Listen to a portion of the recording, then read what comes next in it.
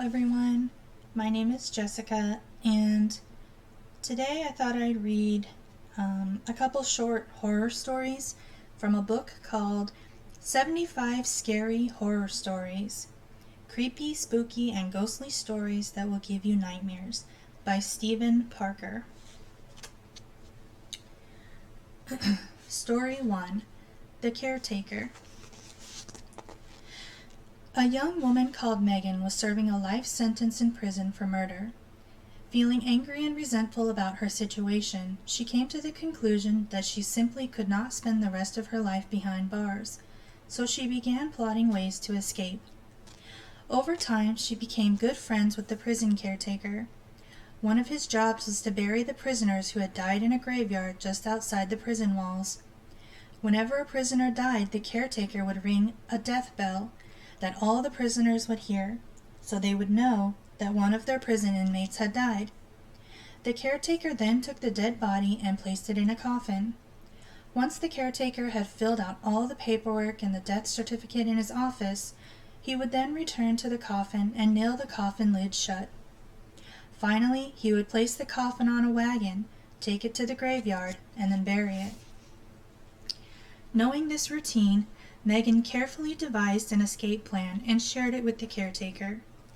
The caretaker agreed to slip her a copy of the key to her cell, and next time the bell rang, Megan would leave her cell and sneak into the dark room where the coffins are kept. She would then hide inside the coffin that contained the dead prisoner while the caretaker was filling out his paperwork and the death certificate. When the caretaker returned, he would nail the coffin lid shut and take it outside of the prison with Megan and the dead prisoner inside. He would then bury the coffin. The caretaker also agreed to slip her a lighter so that she would not be in complete darkness the entire time. Megan knew that there would be a sufficient amount of air in the coffin for her to breathe until later in the evening, when the caretaker would return to the graveyard under the cover of darkness and dig up the coffin to set her free. The caretaker was of course a little reluctant to go along with Megan's plan, but since both he and Megan had become such good friends over the years, he agreed to go along with her plan. Megan waited several weeks for one of the other prison inmates to die. Then one night, while she was asleep in her cell, she finally heard the death bell ringing. So she got up, unlocked the door on her cell, using the key that the caretaker had already given her, and walked down the hallway towards the room where the coffins were kept. She was nearly caught on a couple of occasions, and her heart was beating fast, but she managed to make her way undetected. She opened the door to the darkened room where the coffins were kept, and, quietly and in the dark, she found the coffin that contained the dead body. She carefully climbed into the coffin, closed the coffin lid, and waited for the caretaker to return to nail the lid shut. It was not long before she heard footsteps coming, shortly followed by the pounding of nails being hammered into the coffin lid. Even though she was very uncomfortable sharing such a confined space with a dead body, she knew that with each nail being driven into the coffin, she was one step closer to freedom. The coffin was then lifted onto the wagon and taken outside to the graveyard. She could feel the coffin being lowered slowly into the ground, and she was sure not to make a sound as the coffin hit the bottom of the grave with a gentle thud. Finally, she could hear the sound of dirt covering the wooden coffin, and she knew that it would only be a matter of time before she would be free at last. After several minutes of absolute silence, she began to chuckle quietly to herself. Feeling curious, she decided to light the lighter that the caretaker had given to her and find out the identity of the dead prisoner she shared the coffin with. To her horror, she discovered that the dead body was that of the caretaker.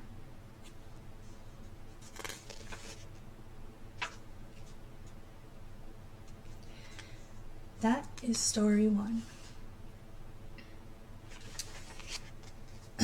Story 2. The Wine Barrel. There was a married couple called Louis and Abigail who both came from exceedingly wealthy families. They were both rich, arrogant, and loved to flaunt their wealth. When Abigail's grandfather died, she inherited a very large old castle, and the couple both decided to move in right away. They set about renovating the castle and hired a team of builders to perform extensive maintenance work on it. While the builders were busy cleaning out the basement, they discovered a very large barrel of wine amid all of the clutter. They tried moving it, but found that the barrel was far too heavy for them to lift. One of them had the bright idea that, if they could make the barrel lighter by drinking some of the wine, they would then be able to move it. Of course, the builders were all very quick to agree. After drinking as much as they could, they all found the wine to have a very peculiar taste, but decided to tap the barrel and fill their flasks to the brim to take home for their families to try. Then they carried the barrels upstairs and told Louis and Abigail of their discovery. Although the barrel was still largely full, it was just light enough for the builders to carry upstairs. A few weeks later, when all the renovation work had been done, Louis and Abigail decided to throw a very extravagant housewarming party and invited all of their family and friends. All of the guests drank glasses of wine filled from the barrel, and by the end of the party, the barrel was almost empty. Everyone had enjoyed the wine. Louis and Abigail had boasted about their castle, and the housewarming party had been a rousing success. At the end of the night, when all the guests had gone home, Louis and Abigail decided to move the near-empty barrel back down to the basement. As they were carrying it downstairs, however, they both noticed that it was still decidedly heavy. Louis decided to investigate further, and so he went off to fetch a hacksaw and cut off the top of the barrel. However, when both he and his wife looked inside, they were both horrified. Curled up at the bottom of the barrel was a rotten and decomposed body. They later found out that it was the corpse of Abigail's grandfather. He had died while abroad, and his body had been shipped across in a barrel of wine to help prevent it from decomposing too quickly. However, the barrel had been stored in the basement and not touched. That was until the married couple moved in.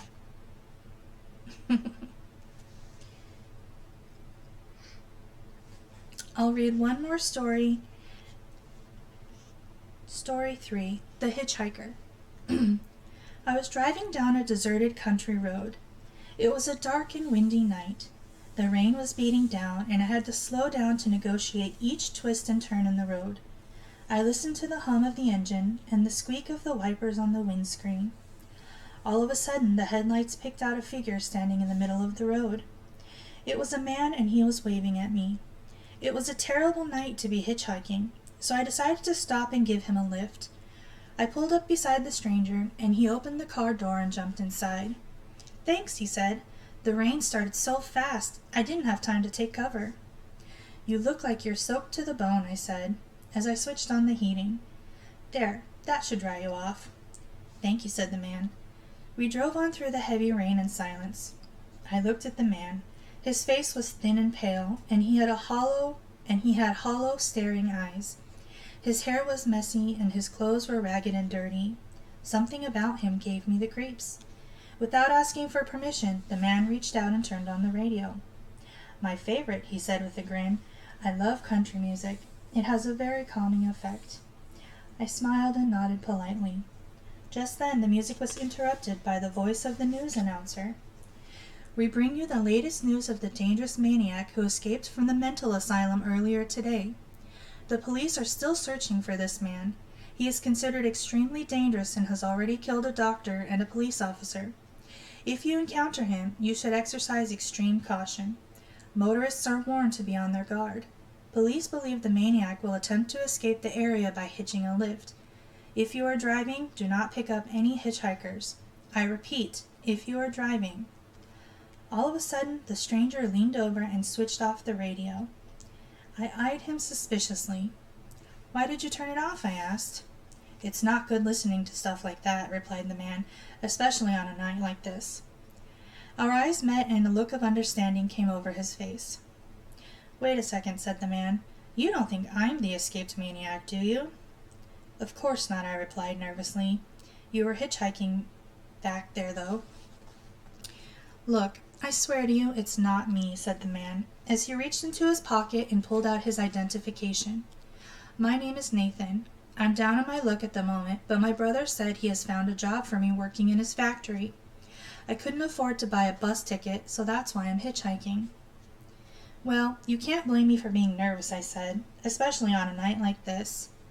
Don't worry, I understand, said Nathan. Do I really look like a homicidal maniac, though? I shook my head.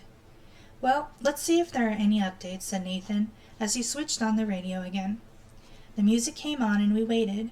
The rain was getting heavier and I could barely see the road ahead. Just then the voice of the news announcer interrupted the music. The dead body of a man has been found lying on the side of the highway. Police believe this is another victim of the escaped maniac. His clothes and identification were stolen. The killer's hospital gown was found nearby. Police are warning people to be very careful. The maniac is usually very calm and friendly, but when he gets nervous, he will become extremely violent. If you encounter this man, do not try to apprehend him. Just keep him calm and try to call the police. Whatever happens, do not make him nervous. Just then, we hit a pothole in the road. The car swerved and skidded into a ditch. I revved the engine and the wheels spun, but no matter what I tried, they couldn't get a grip on the road. Maybe we could call a pickup truck, suggested Nathan. I don't have a mobile phone, I said. Do you? No, replied Nathan, as he looked out of the window. Hey, look, said Nathan. There's a house up there. Maybe they have a phone we can use. We got out of the car and started climbing up the hill. The rain was lashing down and we were getting drenched. When we came to the house, the lights were off and it looked empty. Nathan knocked on the door, but there was no answer. I tried the door, and to my surprise, it creaked open. I followed Nathan into the house, and he switched on the lights. Inside, it looked warm and cozy. There was a large fireplace, an expensive-looking sofa, and a dinner table with plates, knives, and forks all set out. I was just glad to be out of the rain. Nathan looked around and grinned at me. It looks like there's no phone, he said. That's too bad. Yes, too bad, I said with a shaky voice. What are you so nervous about? Asked Nathan. Look at you, your face is pale and your hands are trembling. I didn't answer. Then Nathan moved towards me, staring at me with his hollow eyes. You still think I'm the escaped maniac, don't you? Asked Nathan, as he chuckled. Keep away from me, Nathan, I shouted as I backed up against the wall. Keep away from me. You're afraid of me, aren't you? Asked Nathan, as he laughed and took another step closer. I know you want to kill me, I shouted as I grabbed a knife from the dinner table, but I'm not going to give you the chance. I blacked out for a moment. I don't really know what happened next. It all got a little crazy. When I came around, there was blood everywhere. It was a horrible sight. Nathan was lying on the floor with his hollow eyes staring up at me. It was either him or me, right? Just then, I heard a car pull up outside. The front door creaked open and 2 police officers were standing there. They looked at me, and then they looked at Nathan, as he was lying there in a pool of his own blood. That's him, shouted one of the officers, as they both drew their guns. No, I screamed. You can't take me back there. I won't go back. I won't go back.